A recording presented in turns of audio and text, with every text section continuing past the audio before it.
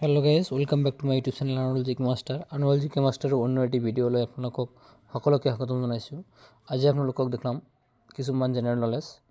তো গুৰুত্বপূৰ্ণ general knowledge এতিয়া মোৰ হাতত আছে, তো আপোনালোকক দেখাম। এইবিলাক কম্পিটিটিভ এক্সামৰ কাৰণে খুবেই গুৰুত্বপূৰ্ণ। তো আপোনালোকে ভিডিঅ'টো সম্পূৰ্ণৰূপে চাব, অকণ স্কিপ নকৰাকৈ চাব। তো বলক ভিডিঅ'টো আৰম্ভ কৰোঁ। Founder of Gupta dynasty. Gupta ডাইনেষ্টিৰ ফাউণ্ডাৰ কোনে আছিল? শ্ৰীগুপ্তা। শ্ৰীগুপ্তাই কি কৰিছিল? ফাউণ্ডাৰ এইটো প্ৰতিষ্ঠা কৰিছিল। গুপ্তা এডমিনিষ্ট্ৰেশ্যন ৱাজ, গুপ্তা এডমিনিষ্ট্ৰেশ্যনটো কিৰ ওপৰত ভিত্তি কৰিছিল? মনাৰ্কিয়েল হৰিয়াচাৰীৰ ওপৰত বা একনায়কত্ববাদৰ ওপৰত নিৰ্ভৰ কৰিছিল। Kalidas lived during the reign of, Kalidas কোন সময়ৰ কবি আছিল বা কোনজন ৰজাৰ ৰাজত্বকালৰ সময়ত কবি আছিল? Chandragupta 2।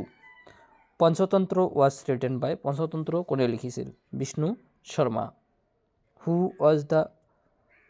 Was also' called Shakraditya. Shakraditya কাক কোৱা হয়?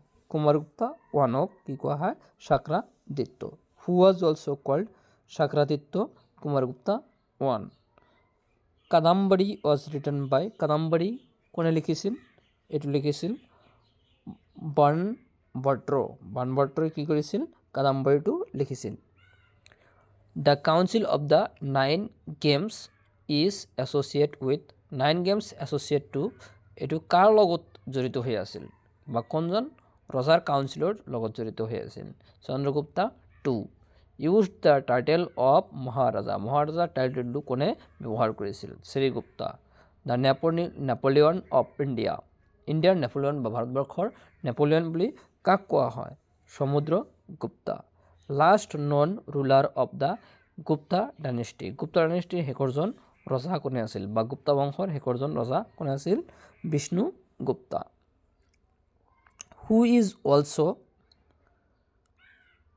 Cold as Indian Machiavelli. Indian Machiavelli কাক জনা যায়? মেকিয়াভেলিটো আছিলেই, কিন্তু ইণ্ডিয়ান মেকিয়াভেলি কাক জনা যায়? কৌটিল্যক। কৌটিল্যক কি কোৱা হয়? যে ইণ্ডিয়ান মেকিয়াভেলি হিচাপেও জনা যায়। আৰু কৌটিল্যৰ কি আছে? যে সপ্তাংগ থিয়ৰিও আছে।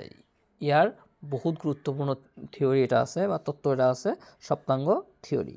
The Panchatantra was written by, পঞ্চতন্ত্ৰটো কোনে লিখিছিল আৰু কাৰ সময়ত লিখিছিল? ডিউৰিং গুপ্তা পিৰিয়ড, গুপ্তাৰ সময়ত, গুপ্তা ডাইনেষ্টিৰ সময়ত লিখিছিল। সেইকাৰণে গুপ্তা এজক কি কোৱা হয়? ভাৰতবৰ্ষৰ সোণালী যুগ বুলি কোৱা হয় বা গল্ডেন এজ বুলি কোৱা হয়। হু ৰোড ইণ্ডিকা। ইণ্ডিকা কোনে লিখিছিল? ইণ্ডিকা লিখিছিল Megasthenes. Which is the oldest dynasty in India. ভাৰতবৰ্ষৰ অল্ডেষ্ট পুৰণি যিটো ডাইনেষ্টি আছে সেইটো কোনটো dynasty? Maurya empire, Maurya dynasty বা মৌৰ্যসকলে আছিল ভাৰতবৰ্ষৰ পুৰণি বংশ বা পুৰণি ৰাজত্ব।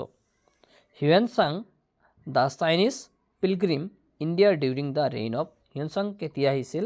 ই চাইনিজ পিলগ্ৰিম আছিল, কিন্তু ই কাৰ দিনত আহিছিল? হৰ্ষবৰ্ধনৰ দিনত আছিল।